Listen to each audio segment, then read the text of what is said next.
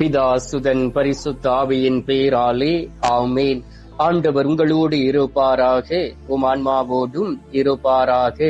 புனித யோவான் எழுதிய பரிசுத்த நற்செய்தியில் இருந்து வாசகம். ஆண்டவரே உமக்கு மகிமை. அதிகாரம் 8, இறை வார்த்தைகள் 34 முதல் 36 வரை. அதற்கு இயேசு, பாவம் செய்யும் எவரும் பாவத்திற்கு அடிமை என உறுதியாக உங்களுக்கு சொல்கிறேன். வீட்டில் அடிமைக்கு நிலையான இடம் இல்லை, மகனுக்கு அங்கு என்றென்றும் இடம் உண்டு. மகன் உங்களுக்கு விடுதலை அளித்தால் நீங்கள் உண்மையிலே விடுதலை பெற்றவர்களாய் இருப்பீர்கள். கிறிஸ்துவின் வாழ்வு தரும் நற்செய்தி. கிறிஸ்துவே உமக்கு புகழ். எங்கள் பரலோக தந்தையே, இயேசு கிறிஸ்துவே, தூயனல் ஆவியே, தகப்பனே, இந்த அருமையான காலை பொழுதிற்காக உமக்கு நன்றி சொல்லி உம்மை துதிக்கிறேன் அப்பா.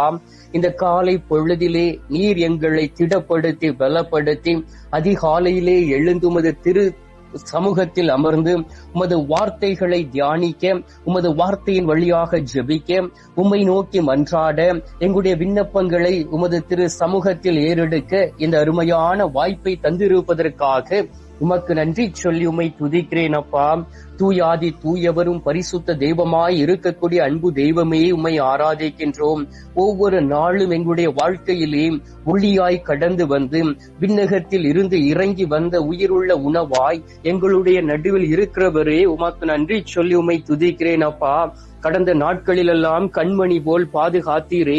நாங்கள் எல்லா சூழ்நிலைகளிலும் உம்மை தேட வேண்டும் என்பதற்காக, நாங்கள் வீழ்ந்து போய்விடக் கூடாது என்பதற்காக வல்லமையான தூதர்களை எங்களுடைய வாழ்க்கையில் கொடுத்து, ஆண்டவரே, அனுதினமும் தவறக்கூடிய வேளையிலே அவர்கள் எங்களுக்குள்ளே ஒரு ஆழ்ந்த உணர்வை கொடுக்கும் பொழுது பாவம் செய்கிறோம் என்கின்ற உணர்வை நாங்கள் பெற்றுக்கொண்டாலும் உம்மை நோக்கி இல்லாதபடி பாவத்திற்கு மேல் பாவம் செய்திருக்கின்றோம். ஆனாலும் தகப்பனே, நீர் எங்களுக்கு அனுதினமும் விடுதலை கொடுத்திருக்கின்றீர். உண்மையிலே நாங்கள் விடுதலை பெற்றவர்களாக இருக்க எங்களை ஆசீர்வதித்து எங்களை திடப்படுத்தி இருக்கின்றீர்.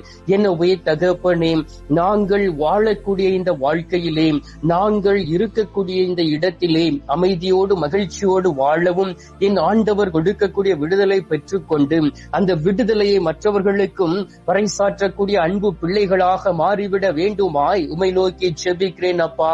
அதிசயங்களையும் அற்புதங்களையும் செய்யக்கூடிய அன்பு தெய்வமே, இந்த நாளிலும் கூட நீர் கொடுத்த வார்த்தை எங்களை திடப்படுத்தி இருக்கின்றது. உண்மையிலே நாங்கள் ஏதோ ஒரு காரணத்தினால், ஏதோ ஒரு செயலினால்